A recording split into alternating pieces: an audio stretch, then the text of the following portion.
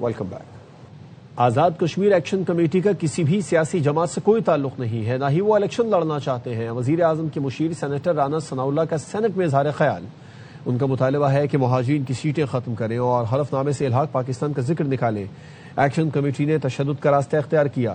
ہم چاہتے تھے معاملہ طے ہو جائے اور تشدد نہ ہو۔ رانا ثناء نے بتایا کہ آزاد کشمیر کو بجلی کے منصوبوں کے لیے 10 ارب دیے گئے۔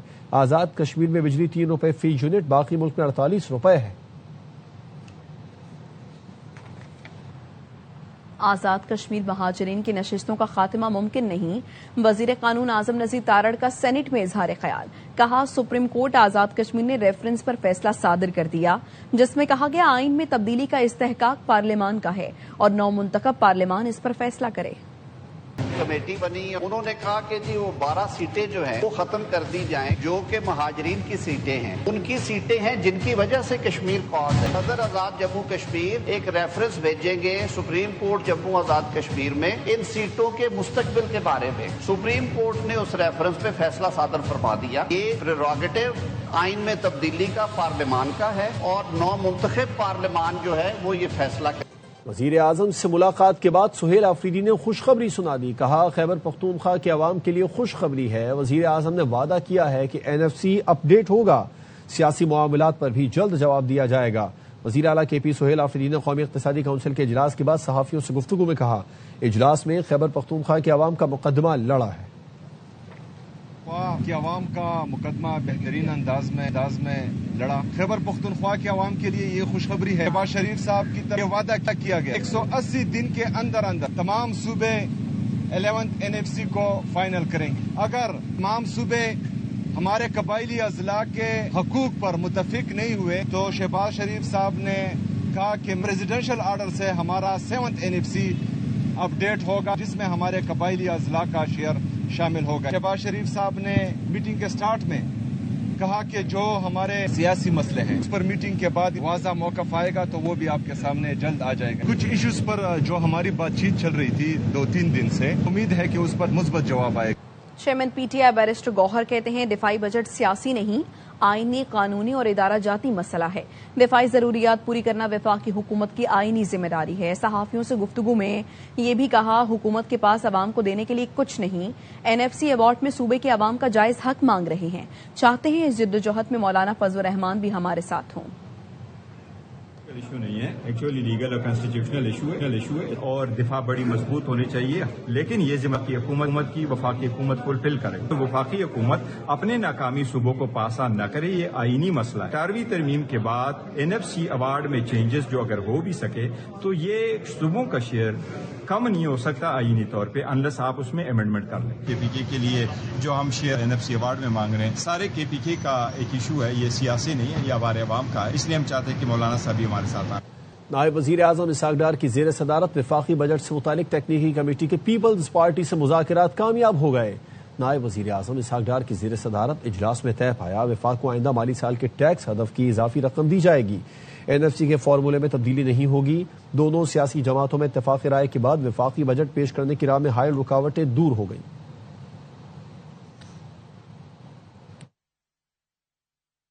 قومی اقتصادی کونسل کے اجلاس کا احوال، صوبوں کو کہا گیا ہے کہ اضافی ٹیکس میں سے کچھ حصہ وفاق کو ملے گا۔ ذرائع کے مطابق وزیر اعلیٰ KP نے کہا اس کے لیے بانی PTI سے ملاقات کرائی جائے گی۔ نعیم اشرف بٹ سے اس بارے میں تفصیلات جان دیتے ہیں، مزید بتائیے تفصیلات۔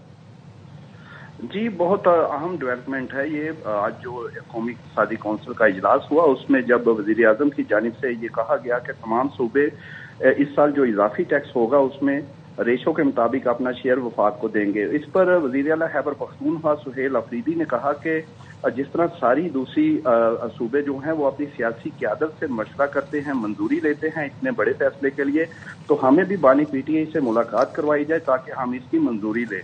ان کی منظوری کے بغیر یہ ہمارے لیے اتنا بڑا فیصلہ جو ہے NFC کا شیئر بڑھانا، وفاق کو دینا، یہ مشکل ہوگا۔ اس پر پرائم منسٹر نے کہا کہ وہ بالکل اس معاملے کو دیکھتے ہیں۔ اس پر انہوں نے پازیٹیو رسپانس دیا پرائم منسٹر نے، اور یہ بڑی اہم ڈیولپمنٹ ہوگی کہ پرائم منسٹر نے وزیر اعلیٰ خیبر پختونخوا کی ڈیمانڈ پر بانی پی ٹی آئی سے جو ملاقات یا بجٹ کے حوالے سے جو منظوری کی بات ہے اس کو پازیٹیو اور گرین سگنل دیا ہے پرائم منسٹر نے. اب دیکھنا ہے کہ یہ کس حد تک یہ منظوری اس کی ہوتی ہے اور کیا، کیونکہ یہ جو خوشخبری کی بات بھی کی وزیر اعلیٰ نے میڈیا سے، وہ اسی طرف اشارہ غالباً کر رہے تھے، لیکن یہ کنفرم ہے. یہ ایک نہیں 3-4 لوگ جو کہ اہم ترین اجلاس میں موجود تھے، سب نے یہ کنفرم کیا ہے کہ وزیر اعلیٰ خیبر پختونخوا کی ڈیمانڈ پر پرائم منسٹر نے یہ کہا کہ بانی پی ٹی آئی سے ملاقات کے معاملے کو وہ بالکل دیکھیں گے اور اس میں کوشش بھرپور کی جائے گی. جی آپ کا شکریہ نعیم اشرف بٹ تفصیلات کے لیے. فٹ بال کا رنگا رنگ میلہ، ایکشن اور سنسنی بھرے مقابلے، انتظار کی گھڑیاں ختم ہونے کے قریب ہیں، دھڑکنیں تیز ہو گئی ہیں. فیفا ورلڈ کپ کے آغاز میں صرف ایک دن باقی. تاریخ کے سب سے بڑے عالمی کپ کا آغاز میکسیکو سے ہوگا. افتتاحی میچ سے پہلے تقریب میں شکیرا اور برنا بوائے پرفارم کریں گے. تاریخ کا سب سے بڑا فیفا ورلڈ کپ تنازع میں گھر گیا ہے. ویزا اور ٹکٹس کا مسئلہ ایک طرف، امریکہ پر نسلی امتیاز کے الزام بھی لگنے لگے.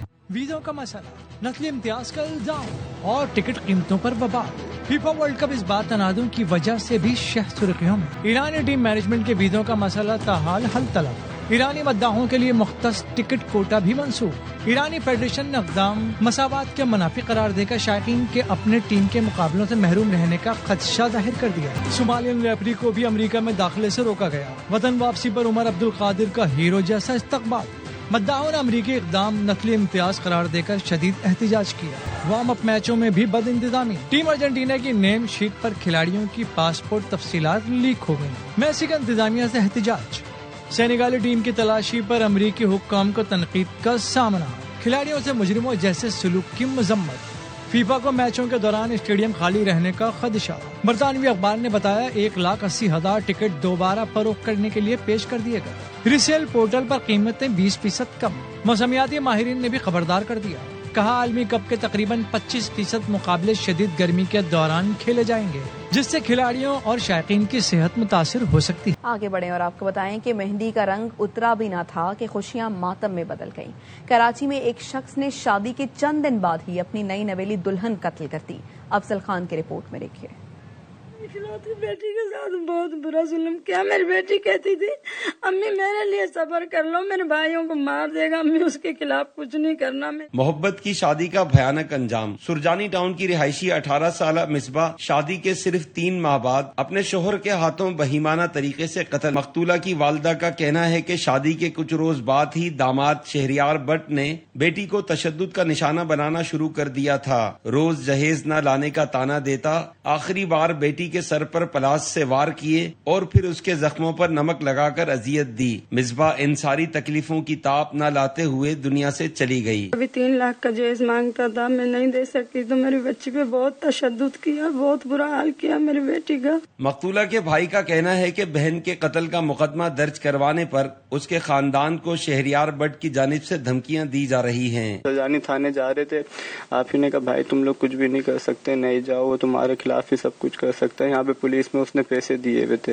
سرجانی ٹاؤن پولیس نے مقتولہ کی والدہ شہناز بیگم کی مدعیت میں مقدمہ درج کر کے ملزم شہریار بٹ کی تلاش میں چھاپے مارنا شروع کر دیے ہیں. نئی نویلی دلہن کے بےرحمانہ قتل نے علاقے میں خوف اور سوگ کی فضا قائم کر دی ہے. کیمرامین اماد ریاض کے ساتھ افضل خان، ARY نیوز، کراچی. کراچی کے علاقے اورنگی ٹاؤن میں محبت کی شادی کا بھیانک انجام. نوبیاہتا دولہا کی ہاتھ پاؤں بندھی پھندے سے لٹکی لاش گھر سے ملی. پولیس نے والد کی مدعیت میں مقدمہ درج کر کے حمزہ کی اہلیہ کو گرفتار کر لیا.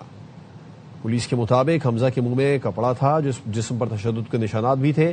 نوبیاہتا دلہن نے اہل خانہ کو حمزہ کی خودکشی کی اطلاع دی. ابتدائی شواہد قتل کی نشاندہی کر رہے ہیں. پوسٹ مارٹم رپورٹ کا انتظار ہے. حمزہ کے والد کی مدعیت میں بہو اور اس کے سابقہ شوہر فہد کے خلاف قتل کا مقدمہ درج کر لیا گیا. والد نے الزام لگایا کہ 3 دن پہلے فہد نے بیٹے سے جھگڑا کیا اور دھمکیاں دی. دعا اس کے سابقہ شوہر نے ساتھیوں کے ساتھ مل کر بیٹے کو قتل کیا. ملزمہ نے الزامات مسترد کر دیے. پولیس کے مطابق گرفتار ملزمہ دعا پولیس کانسٹیبل ہے. دونوں کا ولیمہ 18 جون کو ہونا تھا.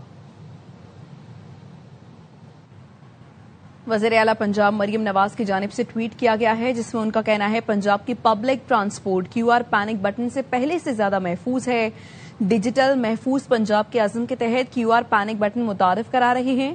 پبلک ٹرانسپورٹ بشمول بسوں، رکشوں، ٹیکسیوں میں QR پینک بٹن مہیا کیے گئے ہیں۔ خواتین، بچے، بزرگ اور ہر مسافر کا تحفظ میری اولین ترجیح ہے، یہ کہنا ہے وزیر اعلیٰ پنجاب مریم نواز کا۔ کچھ بات موسم کے، ملک کے بیشتر علاقے آج بھی شدید گرمی کی لپیٹ میں رہے۔ سبی، دادو اور جیکب آباد میں پارہ 48 ڈگری تک پہنچ گیا۔ لاہور میں پارہ 45 ڈگری تک، لیکن گرمی کی شدت 49 تک محسوس کی گئی۔ جنگ میں 45، پکڑ، ڈیرہ غازی خان میں درجہ حرارت 44 ڈگری رہا۔ کراچی میں بھی موسم شدید گرم رہا، پارہ 37 ڈگری لیکن شدت 49 سینٹی گریڈ تک محسوس کی گئی۔ پشاور میں درجہ حرارت 42، اسلام آباد میں 40 ڈگری سینٹی گریڈ ریکارڈ کیا گیا۔